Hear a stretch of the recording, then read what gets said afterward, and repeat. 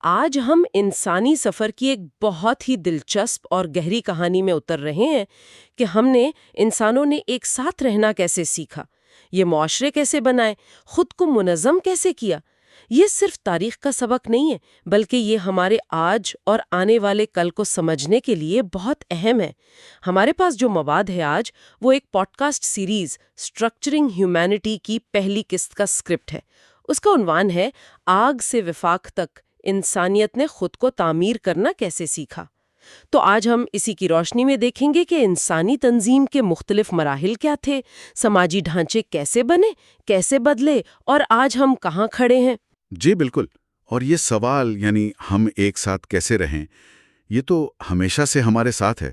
جب سے انسان نے آگ کے گرد پہلا دائرہ بنایا، تب سے لے کر آج کے ان پیچیدہ عالمی نظاموں تک، یہ صرف زندہ رہنے کی بات نہیں ہے، اس میں طاقت، شناخت، انصاف، معنی سب کچھ شامل ہے۔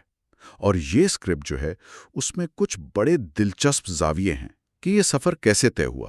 تو آئیے بالکل شروع سے شروع کرتے ہیں۔ جیسا کہ اسکرپٹ ہمیں یاد دلاتا ہے، ہماری زیادہ تر تاریخ مطلب 99% چھوٹے خانہ بدوش گروہوں میں گزری ہے۔ یہ مساوات پر مبنی گروہ جن کا ذکر ہے، ان کی اصل روح کیا تھی؟ دیکھیں، ان کی روح تھی اشتراک، ایک عملی قسم کی برابری۔ کوئی مستقل حکمران نہیں تھا، قیادت وقتی ہوتی تھی، ضرورت کے حساب سے۔ مطلب جو بہترین شکاری ہے وہ شکار پہ لے جائے گا، جو سب سے سمجھدار ہے وہ شاید کوئی جھگڑا نمٹا دے۔ حیثیت کا مطلب ذمہ داری تھی، کوئی خاص مراعات نہیں۔ اچھا، یعنی سب کچھ مشترکہ تھا، خوراک، خطرات۔ جی ہاں، خوراک، پناہ، خطرات، ثقافت سب سانجھا تھا۔ ایک بڑا نازک سا لیکن کارآمد توازن تھا۔ اسکرپٹ اسی کو قبائلی توازن کہتا ہے۔ لیکن پھر ایک بہت بڑی تبدیلی آئی، زرعی انقلاب۔ ہم اکثر اسے صرف یہ سمجھتے ہیں کہ بھئی کھیتی باڑی شروع ہو گئی، خوراک زیادہ ہو گئی، لیکن اسکرپٹ اس کے سماجی اثرات پر زیادہ زور دیتا ہے۔ یہ جو اضافی پیداوار، سرپلس کا تصور آیا، اس نے کیا کیا؟ اوہ، اس سرپلس نے تو آپ یوں سمجھیں کہ انسانی نفسیات اور سماج دونوں کو جڑ سے بدل دیا۔ پہلی بار ایسا ہوا کہ آپ کچھ ذخیرہ کر سکتے تھے، تو وہیں سے میرا اور تیرا کا تصور بہت مضبوط ہو گیا۔ زمین کی ملکیت کا خیال آیا، سرحدیں بن گئیں۔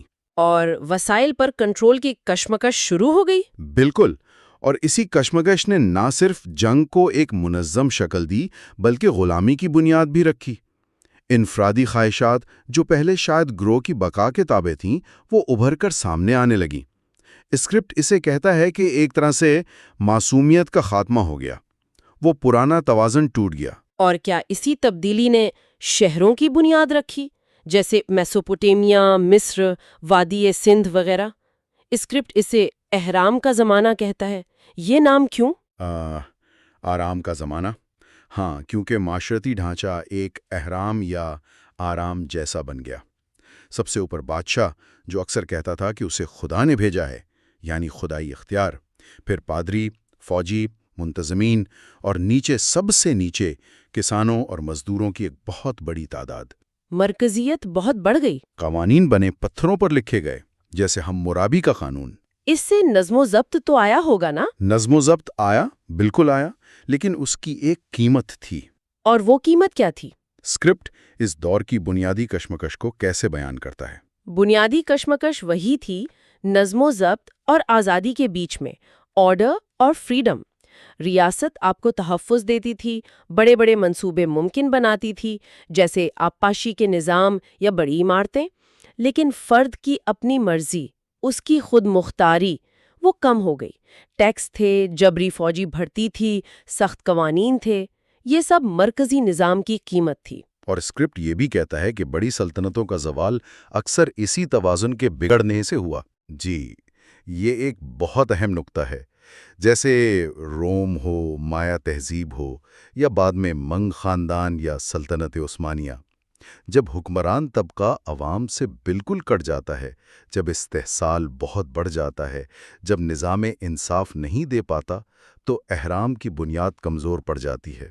بہت زیادہ پھیلاؤ، وسائل کا بے دریغ استعمال اور اندرونی ناانصافی، یہ وہ چیزیں ہیں جو ان بڑے بڑے ڈھانچوں کو گرا دیتی ہیں۔ وہ یہ بھول جاتے ہیں کہ نظام لوگوں کے لیے ہے، لوگ نظام کے لیے نہیں۔ یہ سبق تاریخ بار بار دہراتی ہے۔ پھر آیا نشاط ثانیہ اور روشن خیالی کا دور، رینیسانس اور انلائٹنمنٹ۔ یہ صرف آرٹ اور سائنس کی بات نہیں تھی، یہ تو سوچ میں ایک انقلاب تھا۔ اسکرپٹ اسے عقل کی روشنی کہتا ہے۔ اس روشنی نے کیا دکھایا ہمیں؟ اس نے یہ دکھایا کہ طاقت کو اپنا جواز پیش کرنا ہوگا۔ حکمرانی کا حق آسمان سے نہیں ٹپکتا، بلکہ عوام کی رضامندی سے آتا ہے یا آنا چاہیے۔ دوربین نے آسمان کی طرف دیکھا تو پرانے یقین ہل گئے۔ پرنٹنگ پریس نے نئے خیالات کو تیزی سے پھیلایا۔ فرد کی اہمیت بڑھی، انسانی حقوق کا تصور پیدا ہوا۔ یہ سوچ جڑ پکڑنے لگی کہ معاشرے کو عقل اور منطق کی بنیاد پر چلایا جا سکتا ہے۔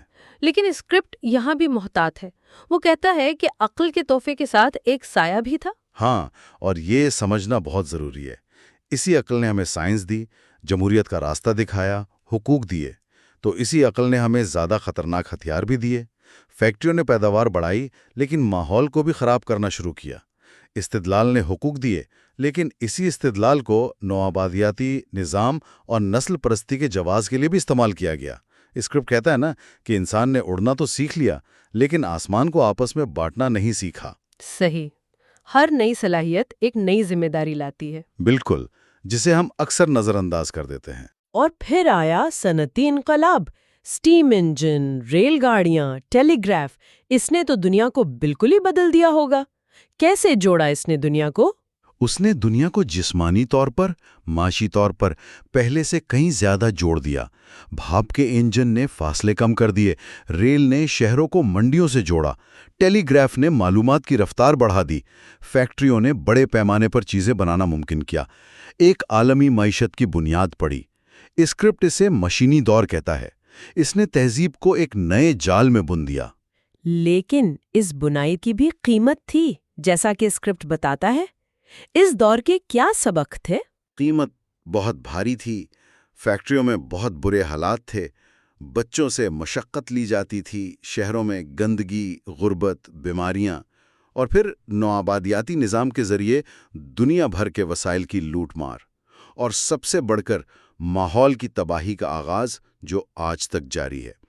تو اسکرپٹ کا مرکزی خیال یہ ہے کہ ہم نے کثرت یا ابنڈنس پیدا کرنا تو سیکھ لیا، لیکن اسے دانشمندی اور انصاف سے استعمال کرنا نہیں سیکھا۔ وہی پرانا سوال، ترقی بمقابلہ پائیداری، منافع مقابلہ انسانیت، اب یہ عالمی سطح پر آ گیا۔ اور اب ہم ایک اور بڑی تبدیلی کے دہانے پر کھڑے ہیں، ڈیجیٹل دور۔ اسکرپٹ کہتا ہے ڈیٹا نئی آگ ہے۔ اس کا کیا مطلب ہے؟ مطلب یہ کہ جیسے آگ نے شروع کے انسانوں کو توانائی دی، تحفظ دیا، کمیونٹی بنانے میں مدد دی، ویسے ہی آج ڈیٹا، معلومات، طاقت اور کنٹرول کا بنیادی ذریعہ بن گیا ہے۔ یہ نظر نہیں آتا، لیکن ہر جگہ ہے اور مسلسل بڑھ رہا ہے۔ خیالات، معلومات سیکنڈوں میں پوری دنیا میں پھیل جاتے ہیں۔ سماجی تحریکیں آن لائن بنتی ہیں، معیشتیں ڈیجیٹل پلیٹ فارمز پر چلتی ہیں۔ اور اس کے ساتھ آ رہی ہیں مصنوعی ذہانت، بائیو ٹیکنالوجی، کوانٹم کمپیوٹنگ جیسی چیزیں۔ اسکرپٹ انہیں فانی انسانوں کے ہاتھ میں دیوتاؤں کے اوزار کہتا ہے۔ یہ ہمارے سماجی ڈھانچوں کے لیے کیا معنی رکھتا ہے؟ یہ بہت ہی گہرے سوالات اٹھاتا ہے۔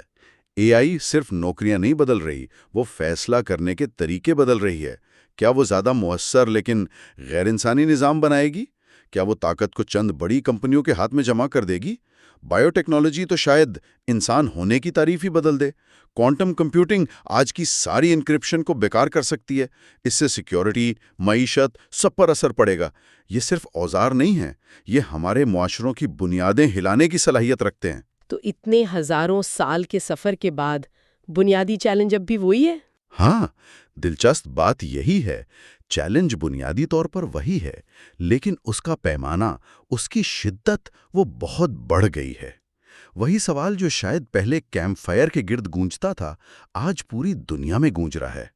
کیا ہم خود کو تباہ کیے بغیر مل کر کچھ تعمیر کر سکتے ہیں؟ کیا ہم اتنی زیادہ طاقت جو ہم نے خود بنائی ہے، اسے سنبھالنے کے قابل ہیں؟